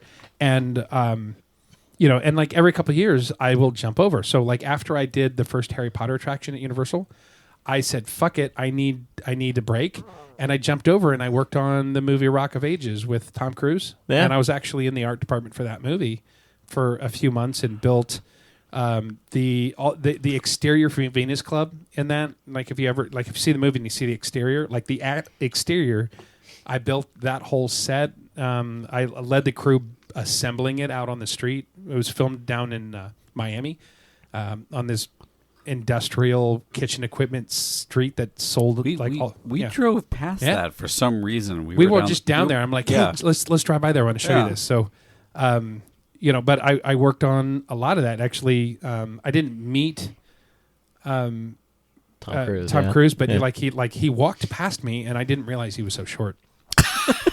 Like the dude's like 4'2". And I'll tell you what, though, I'll watch any Mission Impossible movie that comes out he's forever great. and he's ever great. and ever. Other than Scientology, he's great. But he walked by and like Linkin Park. that summer on 4th of July, he personally paid the production to give us the afternoon off, paid our salary for our hours, and had a caterer come by and feed us all barbecue the Friday before 4th of July. That's right. So that we could all drink beers and eat barbecue. And at the end of it all, he gave us shirts because in the movie, his monkey that he had was his name Heyman. So there was this Heyman T-shirt. There was a Stacy Jacks, because that was his character, Stacy Jacks crew shirt, and a lanyard from Stacy Jacks' concert that he gave everybody on the crew. And actually, the Stacy Jacks stuff I gave to our buddy Matt, because Matt played Stacy Jacks in a regional Central Florida theaters version. That's funny. So I gave it to him. Every single story I've heard about Tom Cruise on set, he just becomes more of an awesome person. Yeah, I've never had a bad story about him. Every single story. The only person I've ever heard who is better was Jackie Chan. Really? I could believe that, because Jackie Chan feels like that homegrown. Well, he's just warm. Well, but the stories I hear at Jackie Chan is running around with people going like, "Hey, have you drank water? Here's water." He'll like, when it's time to break for lunch, he will go and he'll see people working and he'll go, no, come with me, and he'll make them stop working and go eat. And he's always walking around with, "You need to hydrate. You need to hydrate. You look." You look a little weak. Here's a granola bar. That's good. But I mean, Tom Cruise literally never heard a bad thing about him on set. The worst thing was the Oprah thing, and even that was just like, "Oh, you were just excited about having a kid." It's like whatever. That, and I got to say, so Scientology, weird, whatever. Yeah, I mean, look, keeping that out of it, like that's just whatever. Belief, blah blah blah blah. It's not great, blah whatever. But sorry, Mike. As a person, it's less a religion, more a book club, but it's fine. Yeah, potato, dildo, but still,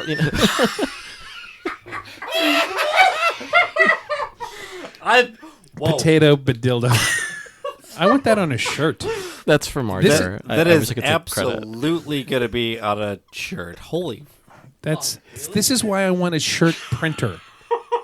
Enough of these iron-ons. I want there's a shirt printer. It's $3,000. By the way, hold on. Rum and Nerdy needs sponsors. We need a $3,000 sponsor for our shirt printer. We need if you buy me the shirt printer, I will make you every shirt that we make. You will get one for free. You know how Doctor Who always 3,000. That's it. You know how Doctor Who always talks and it's about full those dye sub moments? printer onto T-shirts. All right. Yeah, you know how Doctor Who always talks about those moments where they're like, no, this is an inflection point in the universe and blah blah blah, and this tells everything and yakety schmackety, and it's a fixed point. Potato Padildo is forever in my right here, right now, forever. You're it now. That's a thing. Holy shit! Have you guys not watched Archer? No. I've watched all of Archer. I don't remember that. Yeah, hold on. That's for me. That's like the defining point of Archer. Potato. Are we not? Yeah. Are we not doing phrasing? Are we? Phrasing? Yeah. Lana. Danger Zone. Danger Zone. Fuck, that's from Archer? How did I miss that? That's from the episode where they go to Mallory's apartment and someone's dead there, and they go in and they're trying to figure out how to get him out, and they cut him out in chunks, and everybody takes a piece, and Archer goes, potato. Padildo. Right. It's by far a line I've gotten in trouble for actually saying professionally a couple of times. I am using that from here on out. That's amazing. Potato. Oh my god. Potato. Yeah. The one, the line I can't not say is, "Well, that's racist." It's like, and I'll say it at the most like, "That's not, that's not racist at all." You're like, "I'm going to order a chicken nugget 10-piece meal." Well, that's racist. Why is that? Oh like, no, what the hell? it's hilarious when you throw it out and they're like, "Oh no, can you give me that white sheet of paper?" Oh, that's racist. Wait, why is it got to be about color? why does it got to be your white sheet of paper? Yeah. Can I have that I'm paper sorry. blanco? So, back to what I'm interested in. How has the transition from like theme entertainment to this? Oh, yeah. So, good question. yeah. Sorry. We've been drinking, folks. Cheers. Yeah. Have we emptied another bottle yet? Mabuhay. So here's the thing. So the first time I said that I went to MIPCOM 3 times. The first time I went, I was working for a design studio company. I won't mention their name. And I'd gone there because this particular company largely works in the themed entertainment space, but they had won 3 Emmys for design work they had done on studio desks, like sports commentator, news desk, things like that. So, and we're like, okay, well, we'll go over and we'll see if there are people who need that kind of design service. And the first day I was there, we're like, oh yeah, we're a Emmy award-winning design firm then. And I just would have people look at me and go like, dude, you can't throw an Emmy without hitting somebody with an Emmy. You need to not. That needs to not be. Stop saying that. That's Like, not cool story, bro. Yeah. They're like, that's exactly. that's not the flex you think it is here. Here, literally everyone, like, he's got 10, he's got 5, he's got 4, he's got 372. This guy over here's got 14 and a half. 1, that's it? Yeah. Tell me about your Theo awards. Yeah. So, and that was it. It was the first day. It was the most anticlimactic defeating thing. Like, we wasted a trip. And it was not an inexpensive trip. We wasted a trip to come over here to do this thing, whatever. And there's this bar. It's changed ownership and names, but it was called Endricott. And Garrick has heard more stories about Endricott. I have. Then, and not this year, but next year I am 100% doing it. Yeah, and Endricott's curious not a about it, thing yeah. anymore. But so Endricott was a karaoke bar, and it's on a non-vehicle street. It's a pedestrian street, several blocks off of the Palais, which is where they hold the conference. And it's just this tiny little hole in the wall. About 8 tables on the outside in front of it, and then the street. And at any given moment during MIPCOM, at 2 to 4 a.m., there's 800 people there. 800? Yes, packed. The entire street, the entire inside, packed. Now, How big is this bar? probably maximum occupancy be about 200 people. So the street, down the street, completely packed. And it's like the icon. It's like the late night thing, which is funny because us who have been to IAPA, we're like, this is child's play. And everybody, they're like, oh, we're going to break you. I'm like, you guys don't even know how to convention. Right. You have not been to IAPA. Yeah. You think Right. that hanging out in a singular bar at 2 a.m. is impressive. I'm going to break you. And I did, actually. Every single person I traveled with were like, at 2:33 a.m., they're like, I'm calling it. I'm like, see you at breakfast at 8, right? I'm like, you're not leaving? Like, no, dude, I got like 6 more drinks in me, man. I got like I'm going to drink. Anyway, so that first night, we're at this thing. By the way, no exaggeration, and I've said this story 1,000 times on this show. This place has the best pizza I've ever had in my life. Yeah, you have. Pepperoni pizza, chili oil drizzled on the top, the crispness of a crust, the sauce. That is the perfect pizza. I've never had better pizza in my life. I've heard the story. I just want ham and my pizza, and that's it. Yeah. So Yeah. you've heard me tell the story about Yep. the best pizza ever is this European. This is the bar Yeah. at this conference. And every year at like 1:30 a.m. we bring. So we were special guests there every time we were there because like 2 years prior to me going, there was some guys that were there were rowdy, were breaking their glasses on the ground. And when the waitress was trying to pick it up, they were bumping her to where she fell hands first into the glass.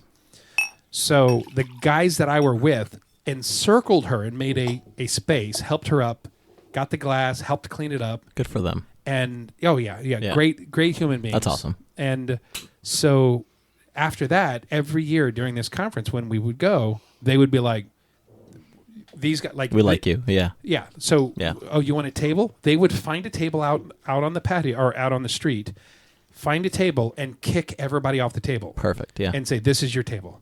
And we didn't we would get free shots from time to time, but by and large, we got the best service. We paid we tipped well, but Yeah. we got the best service because As you they knew should, yeah. That's that we great. were humans that cared Not about other scumbags. Yeah. That's great. people. So, Going around. Anyway. A fourth or fifth round. Yeah. So it's the first night that we're there, the first night I've ever been there. And I'm sitting and I'm feeling kind of defeated. I'm having a great time. And somebody randomly is sitting across from me and he's like, "So this is what you do for a living? You go from conference to conference and you sell commentator desks?" I'm like, Yep. No. Primarily, I work in theme parks. And 800 people got quiet and turned and looked, and they were like, What? True story. It was weird. It's like those 1980s E.F. Hutton. When E.F. Hutton talks, people listen.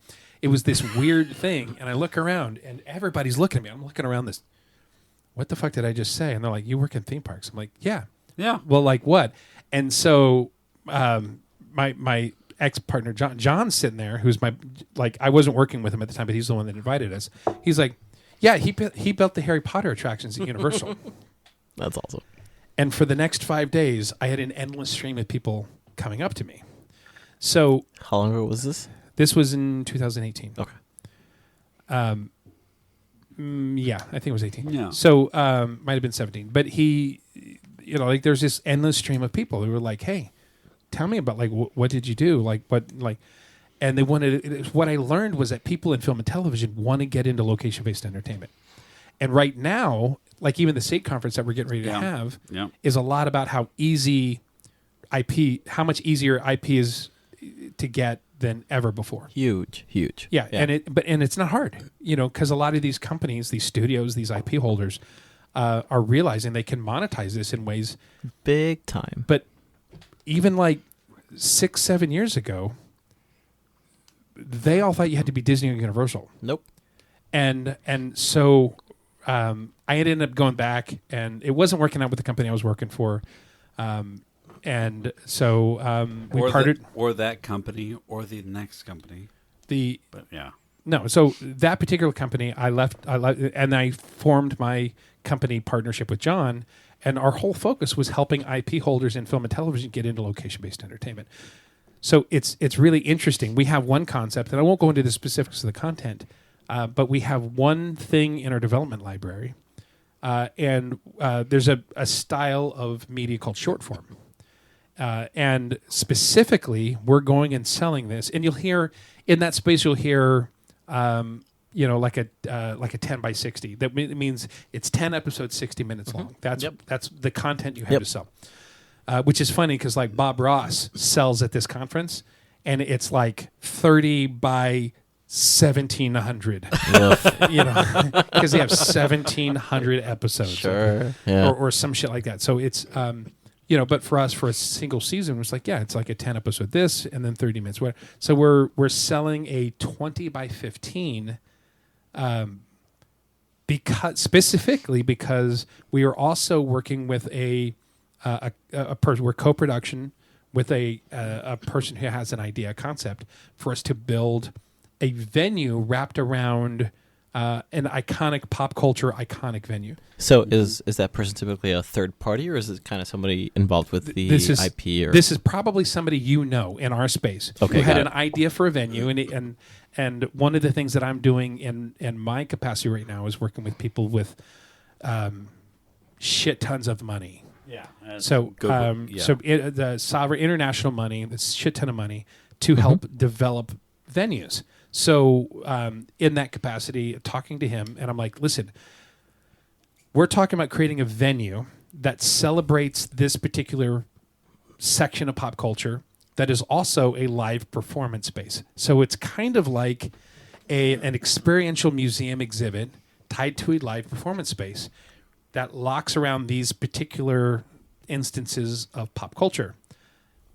We need media associated with this. So one of the things we want to do is do 20 episodes, short form, 15-minute episodes of content that is designed for this venue, but we can also stream it on various streaming apps and other things that is short form. So it's you 15-minute episodes about these pop culture icons. So it's kind of something that ties in the media side to the real world. Exactly. Yeah. Absolutely. So our company Acronym, we do a considerable amount of consulting within location-based entertainment while we develop our own intellectual property and our own IPs and our own TV shows. The documentary series stuff that we're doing is all story-driven, emotional connections with people. The narrative scripted stuff that we're doing is all 100% historically factual-based moments in time where we're telling real stories that history wrote, and we're just taking those and turning them into a scripted, story-driven, emotional connection engagement. Think Boardwalk Empire. No, Yeah. really. Yeah. Like that, Yeah, that's it's kind of exactly- genre, I mean, look, yeah. I watched Boardwalk Empire just for Max Casella, the guy from Newsies. I don't know if you ever saw that. Yeah. movie. Yeah. But in essence, it sounds like you guys are connecting the themed world / single day visitor with the visual long-term longevity. Someone's keeping in mind what this person represented to the show side of things into one spot. It's such. Yeah. I don't know if I worded that correctly. It's an amazing space. Yeah. It's incredible. Absolutely amazing. So we're having a lot of fun with You're it. creating an experience for a person visiting an LBE, basically with that same person who liked the show, or the narrative driven by the show, or the story, basically. Yeah. That's awesome. So, and that's just a small part of what we're doing, actually. So, in the So- bigger picture, there's some things. I was asked by somebody that I'm working with a lot, a gentleman named Scott, and I won't give any more clues into Scott other than just his name, Scott. Don't. But I'll say this: so Scott Scott and I Michael? were talking.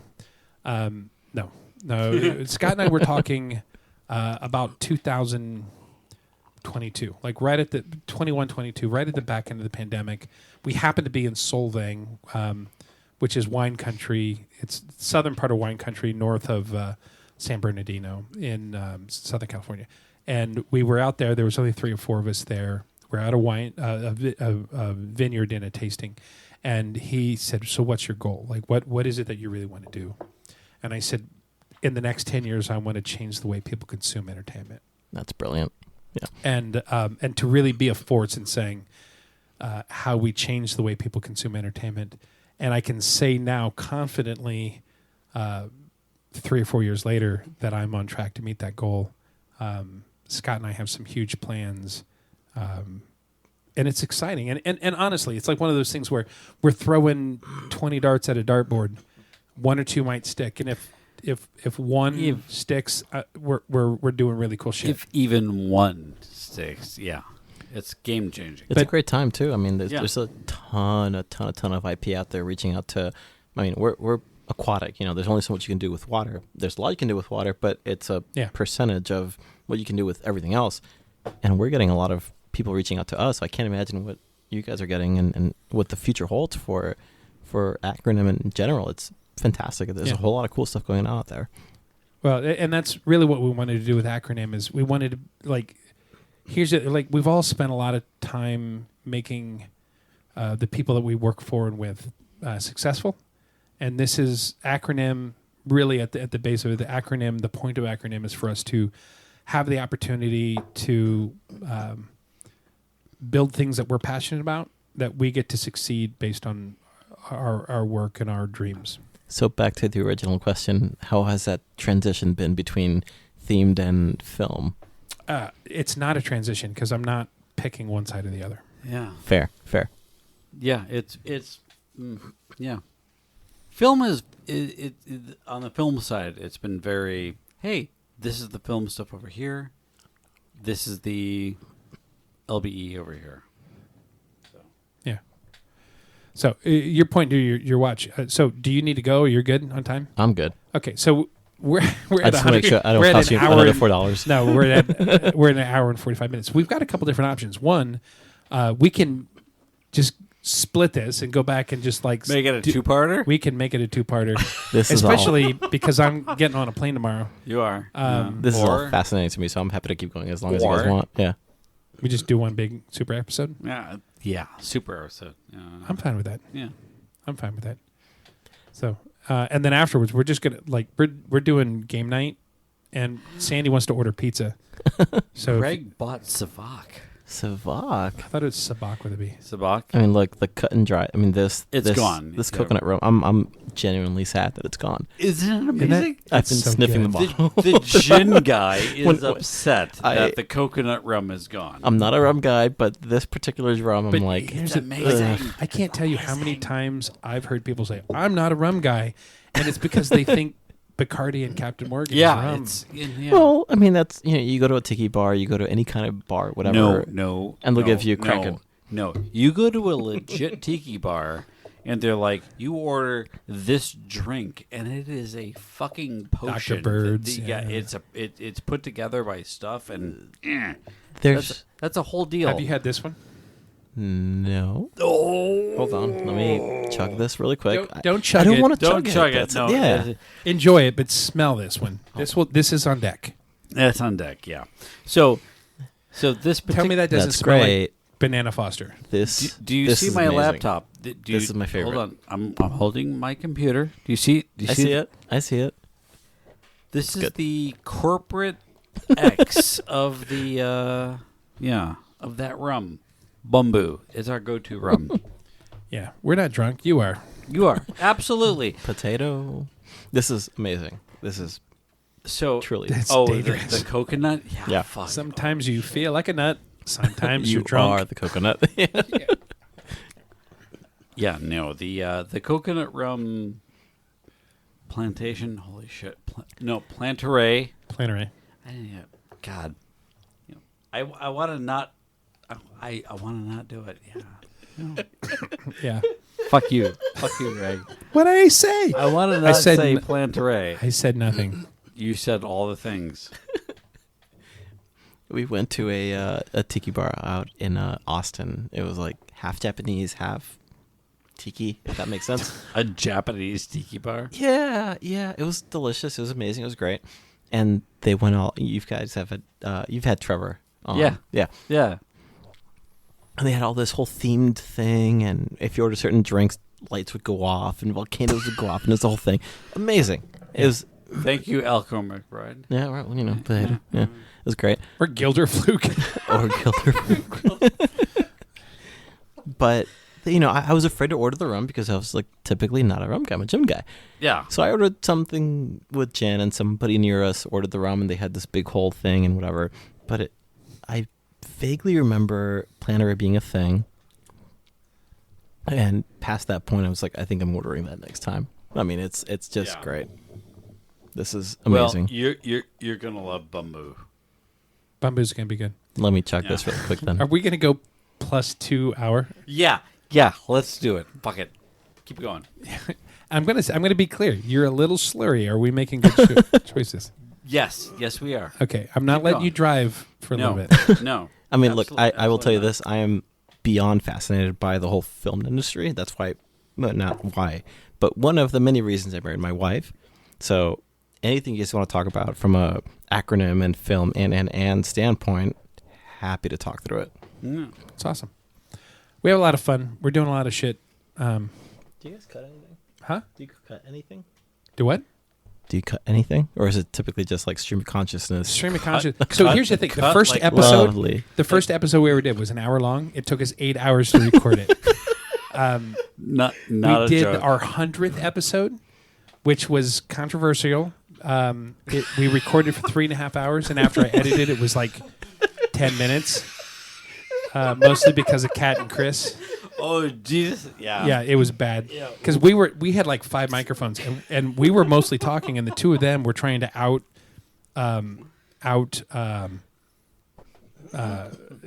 outdo each other for like, holy shit. We drank 2/3 of that bottle. Let's anyway, make it a whole they were trying to 3/3. They were trying to outdo each other on like over the top outrageous, and they didn't realize they were talking over, so they could. So it took me forever to edit them out. Do you actually edit episodes, or is it just kind of like here's an hour cut? No, when needed. Yeah. When very rarely. First time that we did a show, like I said, it took us 8 hours to do it, and eventually we realized once you kind of get used to having the conversation and you're talking into the microphone, occasionally we would go back. Early on, we would go back and say like, "Man, there's like 10 seconds of empty space," and we would cut that out. But realistically, unless it's like shit, we said something we're not supposed to admit we know about. Yeah. We don't edit at all. Cool. Just it's again, and it's that comfortability. Yeah. And the confidence of just like being able to keep pace going, but have fun. So, no, it's been great. With all that said, listen, let's go ahead and wrap it up. It's a 2-hour episode. We haven't done that in a while. Yeah, absolutely. I don't know if we've ever done it. Yeah, 2 hours. Yeah. Occasionally we've done it a couple times. We'll go long, but not 2 hours long. I'll take it. But with usually we're like not usually. Last time we did this, we intentionally said we'll keep going, but we're going to make it 2 episodes with Tommy. Yeah. Oh yeah. But we did some other pretty long stuff. Yeah. Some of it we cut it into Inappropriate After Dark, which was our Patreon content. Yeah. When we had Inappropriate Holdings. Yeah. But anyway, all that said, we'll wrap it up. I still got some stuff I could show you and some good conversation we're going to have. But happy to have it. Big thank you to Demo Dave. Or to Dave Martin, sorry. DemoDavePro.com. There you go. Don't forget to check us out at our website, rumandnerdy.com. That's from andnerdy.com. Social media at rumandnerdy. .com, rumandnerdy.com. Thanks for bailing him out. rumandnerdy.com, social media, rumandnerdy.com. Okay, so we thanked Dave Martin. We said, this is the point where we go. If you want to email us, show at rumandnerdy. Our email is show at rumandnerdy.com. We'd love to hear from you guys. Maybe not on this episode. It's not ending on an up note. I think it is. It's an up note. Whatever. It's a show about rum. Stop judging nerdy us. people. Nerdy. Yeah. We had a lot of fun. Do you have anything you want to plug? No, I mean, Martin Aquatic, we talked about. Me, I do cool, fun stuff beyond that. No. Cool. Thanks for finally being here. We've talked about it forever. Hopefully you're here more often. Sean's very proud of the fact that he's been on more episodes than anybody else. I love Sean. Challenge him. Let's do it. Step up. We love having guests. I mean, we have a permanently third-mounted mic, and it's not for it to sit there and look pretty. Tell you what, you run a challenge between Sean and I, and I'll find a fun run. He'll find a fun run, and we'll make it happen. Great. Sounds good. And we'll do all the challenges things. What? You're pointing to him. Oh. Do you listen to the show enough to know what the last thing that's said on every episode? Oof. No? I feel like I should, but I don't. Yeah. Sorry. Well, then Garrett can do it. Stay nerdy, my friends. Stay nerdy, my friends. If you're having girl problems, I feel bad for you, son. I got 99 problems, but a bitch ain't one. 99 problems, but a bitch ain't one. 99 problems, but a bitch ain't one. If you got some joy, 99 problems, but a bitch ain't one. Keeps my whole ass home. 99 problems, but a bitch ain't one. I got the Rep Patrol on the Cat Patrol foes that wanna make sure that my casket's closed. The year's 94 and my trunk is raw. In my rear view is the motherfucking law.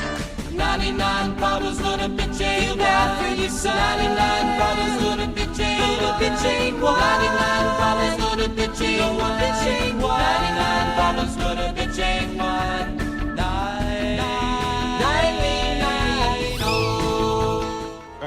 Where's the slide? Just eat this Starburst.